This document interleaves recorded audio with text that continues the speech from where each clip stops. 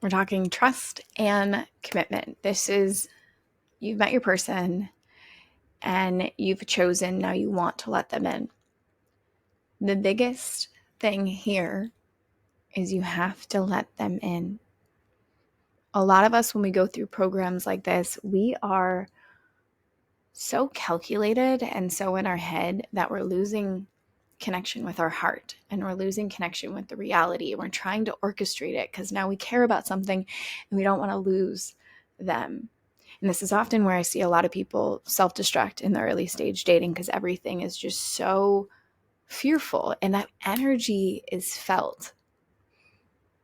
And men just want things easy. Men just want to relax and to have your trust and to know that you're committed to them and they're committed to you. And it's true. And so it's this like lean on me energy where you're moving from that hyper independent boss babe era that you may have been into this pre-housewife era of, I want to learn to lean on you and I want to learn to trust you.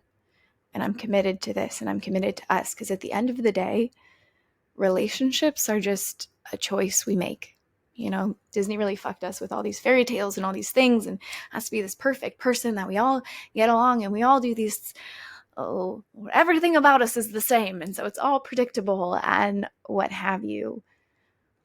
But really, it's just two people that make a choice together every single day. So you're going to see some prompts and some stuff that you can ask your partner around what commitment looks like to them and what trust looks like to them, because here's what moves you from me to we. They didn't have the upbringing you had. So it's going to look a lot different. And to get on the same page, you have to have these types of conversations that are going to challenge your beliefs, are going to trigger you. And so instead of going into relationship thinking you're right, it's just going into, how can I better understand this person and who they are and why they act in this way and why they think this way? And really how we build trust in relationship is that. And there's something that they wrote in the book where it's just happy relationships, because a happy relationship isn't the result of having lots of things in common, as we often think. It comes from knowing how to address your core differences in a way that supports each other's needs and dreams, because your partner is going to be different than you. And when we can start to be fully approved, because just like you, your man just wants to be fully accepted for who he is. That's it. Loved and appreciated and accepted for who he is. And so when you can come into relationship at this stage, because now you're going to have that female mind that wants to manipulate and control so that you feel safe and, chisel him into the type of man that he could be versus just seeing him for the man that he is and honoring and respecting that.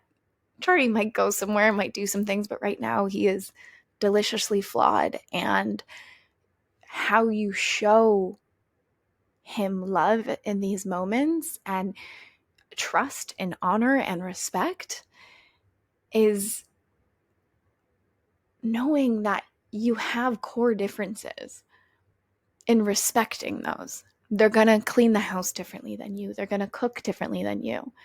They're going to dress in ways that you wouldn't do. They're going to say things you wouldn't do.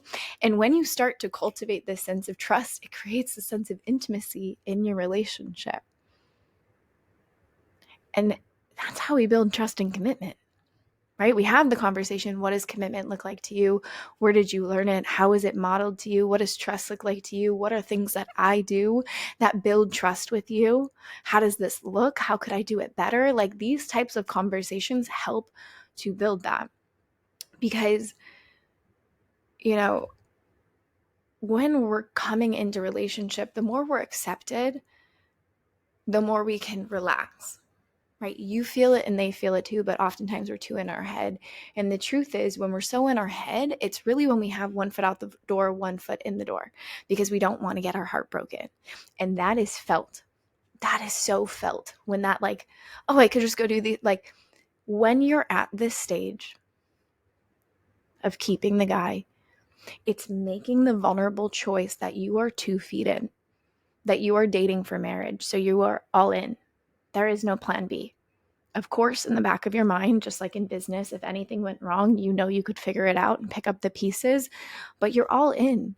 Dating like you're 16, your heart's there. Yes, things have happened in your past. Yes, there's trauma, but when we can go into a relationship like this and start to go, I'm 2 feet in, I'm scared shitless, but I'm 2 feet in, that builds this sense of trust, because you just want him to say that, don't you? You want to feel that, and then you're like, that's why we want chase the ring so bad. We're like, you're in when you got the ring. And it's that kind of thing where it's like energetically we're waiting for someone to invite us in that. And yes, men do control commitment, but when they've already committed to you, how can you soften and trust that? How can you soften and trust the commitment? And what conversations can you have to better understand the dynamics that he's probably already showing you that he is trustworthy and he is committed to you? So you can stop red flag scanning like something's going to be up and he's going to fuck it up, or you're going to fuck it up and then he's going to leave just like the last guy, or just like your father, or just like your mother, and actually sit and just go, I know I'm the most rare and valuable thing on this planet. Why would you not choose me? So therefore, I am just going to give you my heart because I have an open heart. I have a soft front and a strong spine. That's your art of the feminine way. It's, I trust you because I trust me. I'm committed to you because I'm committed to me. And I'm now moving from me focused to we focused. And how can I let you in? And how can I choose you day after day after day and being of service to you? Because now it's no longer your protective mechanisms of how can I serve myself and protect my triggers. It's how can I serve this relationship by letting you in? Because commitment is a certain level of vulnerability, right? It's opening that part up for someone to see you, because that's all they want. After the hunt, yes, there's the mysterious and all the polarity and the things that we have to keep that alive in a relationship, but there is a level of softening each partner wants. We don't want to like start farting in front of each other and like doing these types of things. No, I absolutely not. But it's like my heart can settle here. Are you a safe person for him to say no to? Are you a safe person for him to be honest about his emotions with and still feel like a man in your presence? Are you reliable and predictable? Are you showing up on time? Are you, being your authentic self? It's not being perfect, but are you being you? Because that energy of when you're closed and you're micromanaging certain things and red flag scanning and being in your protectors, it sabotages us because it's exhausting to keep up with, because he is not going to compete with your protectors. And so have this conversation. What does trust look like to you? What does trust look like and commitment look like to you? What did that look like for you growing up? Where did you learn these types of things? How are we doing this together? How are we doing this individually? Because when you can open this up, you start to feel cherished, right? Instead of just being like, oh, I don't want to rock the boat, or I don't want to do anything. We play small, we play protected. It's the person you can have hard conversations with and they stay. And men crave that.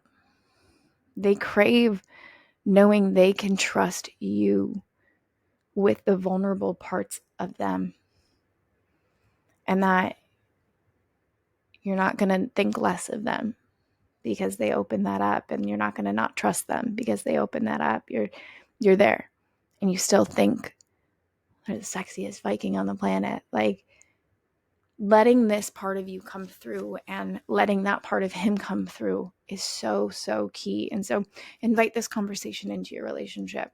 What does this look like to you? How can I better support you in this? There's going to be questions below for you to start to explore this. But the biggest thing here is that, choosing commitment means you're accepting them, flaws and all. It means you're choosing them. And the more, instead of chiseling them away and trying to make them into who you think they should be and, the type of guy so that you can protect your triggers, can you just sit and trust this person's in your life? They are on the path of loving you where they already love you. Nothing about them needs to be changed unless they decide to change it. And you just commit, flaws and all. with each other, and you trust each other in your path and your journey. You trust his own leadership of his own life because he's made it this far. You trust him to be committed to you because he wouldn't have chose you if he wasn't ready for that. You trust. Open your heart when she chooses to close. Choose to trust every single day. And you'll find success in this department. It's vulnerable as fuck, but it's the only way.